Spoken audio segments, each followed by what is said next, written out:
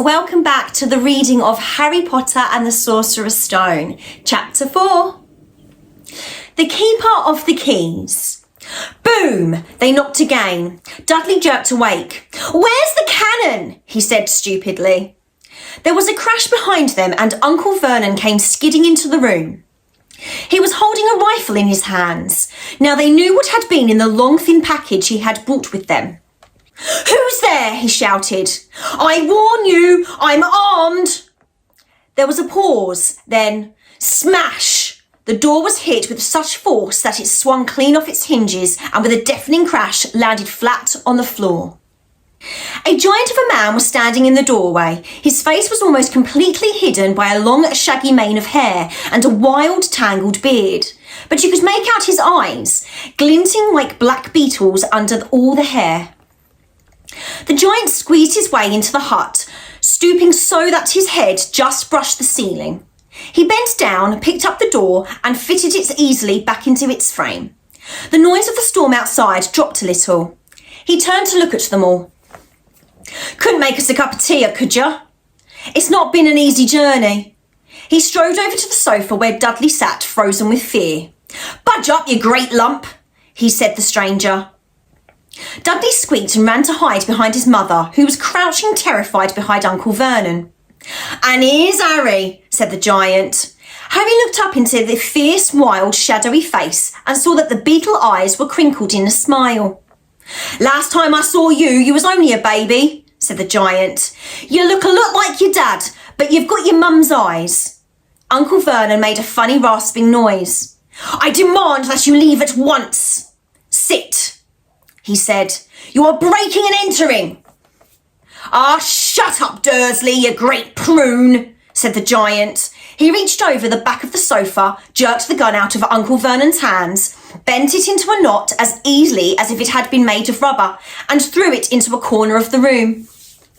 Uncle Vernon made another funny noise, like a mouse being trodden on. "Anyway, Harry," said the giant, turning his back on the Dursleys, "a very happy birthday to you. Got something for you here. I might sat on it at some point, but it'll taste all right." From an inside pocket of his black overcoat, he pulled a slightly squashed box. Harry opened it with trembling fingers. Inside was a large sticky chocolate cake with "Happy Birthday, Harry" written on it in green icing. Harry looked up at the giant. He meant to say thank you, but the words got lost on the way to his mouth, and what he said instead was, "Who are you?" The giant chuckled. "True, I haven't introduced myself. Rubeus Hagrid, Keeper of Keys and Grounds at Hogwarts." He held out an enormous hand and shook Harry's whole arm. "What about that tea then, eh?" he said, rubbing his hands together. "I'd not say no to something stronger if you've got it, mind." His eyes fell on the empty grate with the shriveled chip bags in it, and he snorted. He bent down over the fireplace. They couldn't see what he was doing, but when he drew back a second later, there was a roaring fire there. It filled the whole damp hut with flickering light, and Harry felt the warmth wash over him as though he'd sunk into a hot bath. The giant sat back down on the sofa, which sagged under his weight, and began taking all sorts of things out of the pockets of his coat. A copper kettle, a squashy package of sausages, a poker, a teapot, several chipped mugs, and a bottle of some amber liquid that he took a swig from before starting to make tea.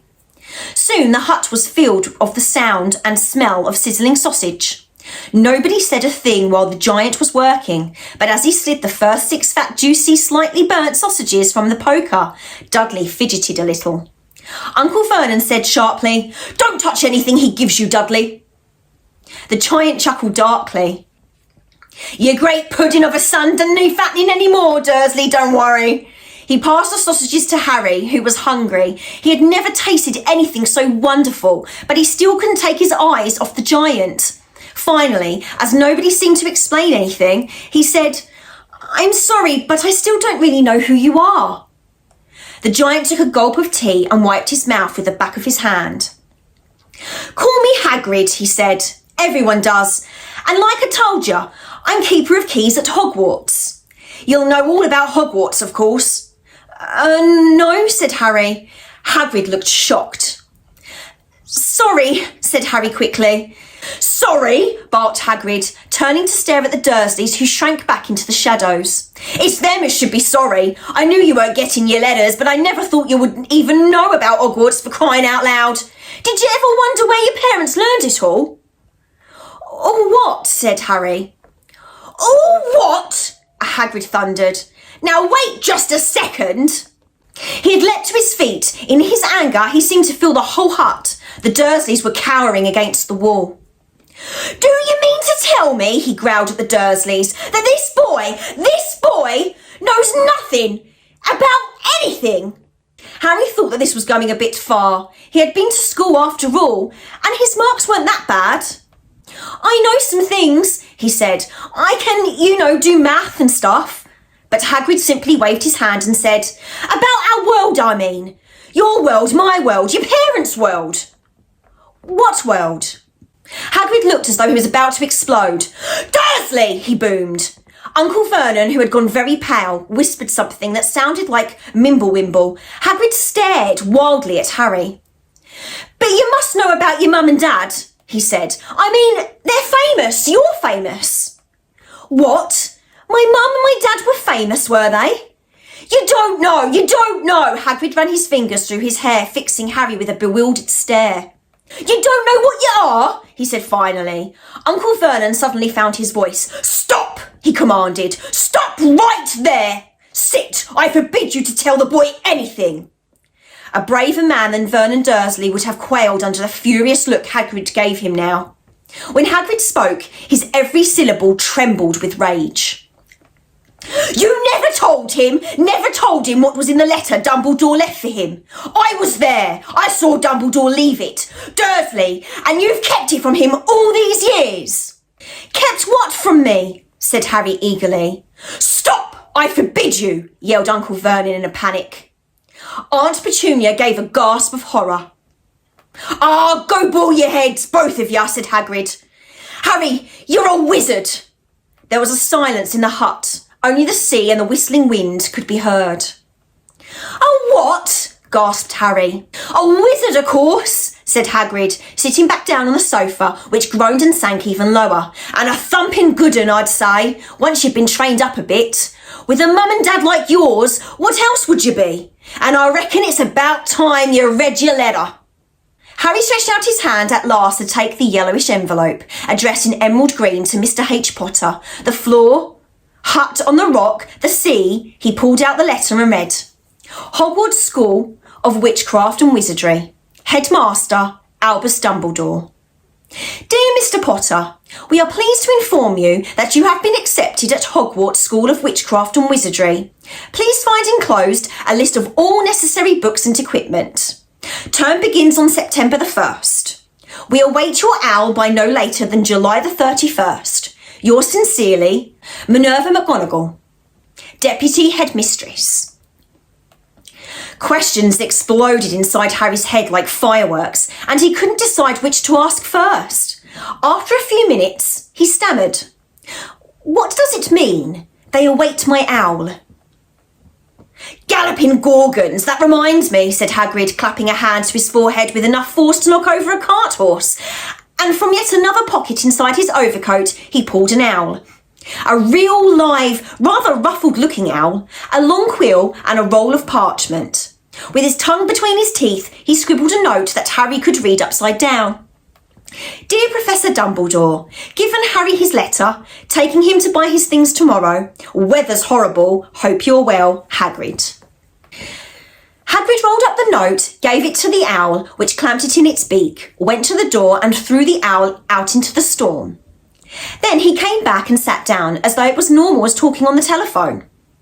Harry realised his mouth was open and closed it quickly. Where was I? Said Hagrid, but at that moment, Uncle Vernon, still ashen-faced but looking very angry, moved into the firelight. He's not going, he said. Hagrid grunted. I'd like to see a great muggle like you stop him, he said. A what? Said Harry, interested. A muggle, said Hagrid. It's what we call non-magic folk like them. And it's your bad luck you grew up in a family of the biggest muggles I ever laid eyes on. We swore when we took him in we'd put a stop to that rubbish, said Uncle Vernon. Swore we'd stamp it out of him. Wizard indeed. You knew, said Harry. You knew I'm a wizard. No, shrieked Aunt Petunia suddenly. No, of course we knew. How could you not be? My dratted sister being what she was. Oh, she got a letter just like that and disappeared off to that school and came home every vacation with her pockets full of frog spawn, turning teacups into rats. I was the only one who saw her for what she was, a freak. But for my mother and father, oh no, it was Lily this and Lily that. They were proud of having a witch in the family. She stopped to draw a breath and then went ranting on. It seemed she had been wanting to say all this for years. Then she met that Potter at school and they left and they got married and had you. And of course I knew you'd be just the same, just as strange, just as normal. And then, if you please, she went and got herself blown up and we got landed with you. Harry had gone very white. As soon as he found his voice, he said, Blown up? You told me they died in a car crash. Car crash? Roared Hagrid, jumping up so angrily that the Dursleys scuttled back to their corner. How could a car crash kill Lily and James Potter? It's an outrage. A scandal. Harry Potter not knowing his own story when every kid in our world knows his name. But why? What happened? Harry asked urgently. The anger faded from Hagrid's face. He looked suddenly anxious. I never expected this, he said in a low, worried voice. I had no idea when Dumbledore told me there might be trouble getting hold of you, how much you didn't know. Harry, I don't know if I'm the right person to tell you, but someone's gotta. You can't go off to Hogwarts not knowing. He threw a dirty look at the Dursleys. Well, it's best you know as much as I can tell you. Mind, I can't tell you everything. It's a great mystery, parts of it. He sat down and stared into the fire for a few seconds and then said, It begins, I suppose, with a person called... But it's incredible, you don't know his name. Everyone in our world knows. Who? Well, I don't like saying the name if I can help it. No one does. Why not? Gulping gargoyles, Harry. People are still scared. Blimey, this is difficult. See, there was this wizard who went bad. As bad as you could go. Worse than worse. His name was... Hagrid gulped, but no words came out. Could you write it down? Harry suggested. Nah, I can't spell it. All right. Voldemort. Hagrid shuddered. Don't make me say it again. Anyway, this wizard, about 20 years ago now, started looking for followers. Got 'em too. Some were afraid, some just wanted a bit of his power. 'Cause he was getting himself power, all right. Dark days, Harry. Didn't know who to trust. Didn't dare get friendly with strange wizards or witches. Terrible things happened. He was taken over. Of course, some stood up to him, and he killed them horribly. One of the only safe places left was Hogwarts. Reckon Dumbledore's the only one who you-know-who was afraid of. Didn't dare try taking the school. Not just then, anyway. Now, your mum and dad were as good as a witch and wizard as I ever knew. Head boy and girl at Hogwarts in their day. Suppose the mystery is why you-know-who never tried to get them on his side before. Probably knew they were too close to Dumbledore to want anything to do with the dark side. Maybe he thought he could persuade them. Maybe he just wanted them out of the way. All anyone knows is he turned up in the village where you was all living on Halloween 10 years ago. You was just a year old. He came to your house and Hagrid suddenly pulled out a very dirty, spotted handkerchief and blew his nose with a sound like a foghorn. Sorry, he said, but it's that sad. Knew your mum and dad and nicer people you couldn't find. Anyway, you know who killed him. And this is the real mystery of the thing. He tried to kill you too. Wanted to make a clean job of it, I suppose, or maybe he just liked killing by then. But he couldn't do it. Never wondered how you got that mark on your forehead. That was no ordinary cut. That's what you got when your powerful, evil curse touches you. Took care of your mum and dad and your house even, but it didn't work on you. And that's why you're famous, Harry. No one ever lived after he decided to kill them. No one except you. And he killed some of the best witches and wizards of the age. The McKinnons, the Bones, the Pruitts. And you was only a baby, and you lived. Something very painful was going on in Hagrid's mind. As Hagrid's story came to a close, he saw again the blinding flash of green light, more clearly than he had ever remembered it before. And then he remembered something else, for the first time in his life. A high, cold, cruel laugh. Hagrid was watching him sadly. Took you from the ruined house myself on Dumbledore's orders. Brought you to this lot. Load of old tosh, said Uncle Vernon. Harry jumped. He had almost forgotten that the Dursleys were there. Uncle Vernon certainly seemed to have got back his courage. He was glaring at Hagrid and his fists were clenched. Now you listen here, boy, he snarled. I accept there's something strange about you, probably nothing a good beating wouldn't have cured. And as for all this about your parents, well, they were weirdos, no denying it, and the world's better off without them in my opinion. Asked for all they got, getting mixed up with those wizarding types. Just what I expected, always knew they'd come to a sticky end. But at that moment, Hagrid leapt from the sofa and drew a battered pink umbrella from inside his coat. Pointing this at Uncle Vernon like a sword, he said, I'm warning you, Dursley. I'm warning you. One more word. In danger of being speared on the end of an umbrella by a bearded giant, Uncle Vernon's courage failed again. He flattened himself against the wall and fell silent. That's better, said Hagrid, breathing heavily and sitting back down on the sofa, which this time sagged right down to the floor. Harry, meanwhile, still had questions to ask, hundreds of them. But what happened to you know who? Good question, Harry. Disappeared, vanished. Same might he tried you to kill you. Makes you even more famous. That's the biggest mystery, see? He was getting more and more powerful. Why'd he go? Some say he died. Codswallop in my opinion. Dunno if he had enough human left in him to die. Some say he's still out there. Biding his time but I don't believe it. People who was on his side came back to ours. Some of them came out of kind of trances. Didn't reckon they could have done if he was coming back.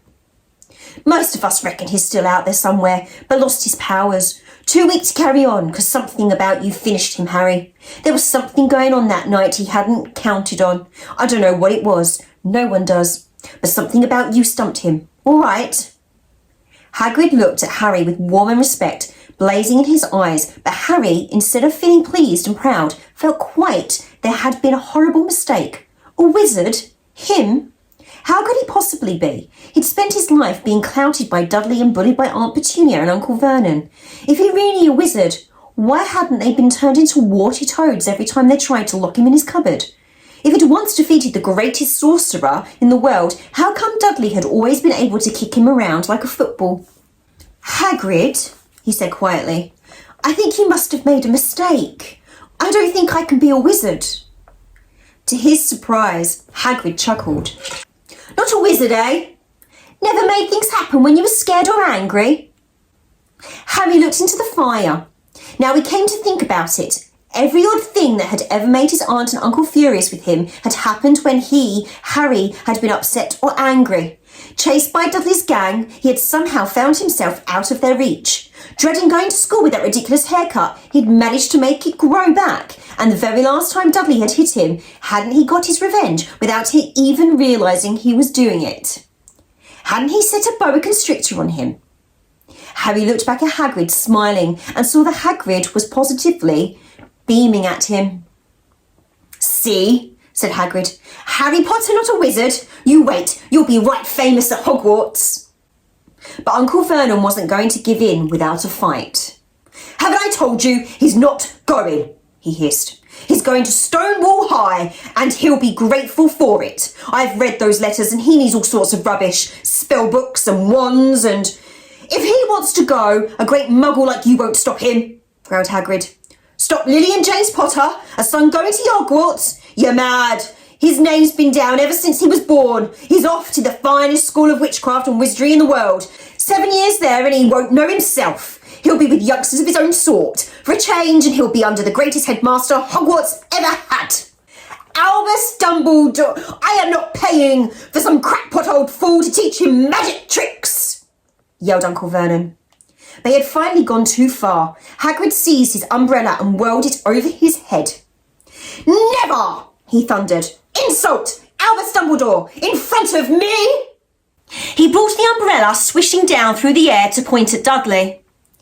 There was a flash of violet light, a sound like a firecracker, a sharp squeal, and the next second, Dudley was dancing on the spot with his hands clasped over his fat bottom, howling in pain. When he turned his back on them, Harry saw a curly pig's tail poking through a hole in his trousers.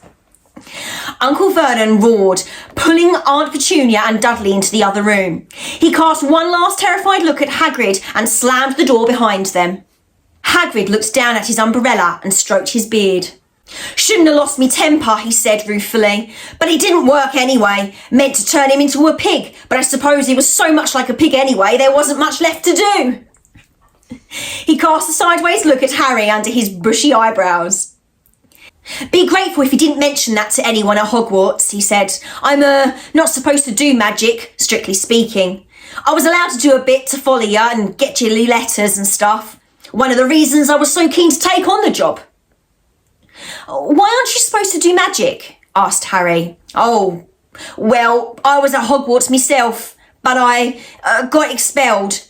To tell you the truth, in me third year, they snapped me wand in half and everything, but Dumbledore let me stay on as gamekeeper. Great man, Dumbledore. Why were you expelled? It's getting late and we've got lots to do tomorrow, said Hagrid loudly. Gotta get you uptown, get your books and all that. He took off his thick black coat and threw it to Harry. You can keep under that, he said. Don't mind if it wriggles a bit. I think I still got a couple of dormice in one of those pockets.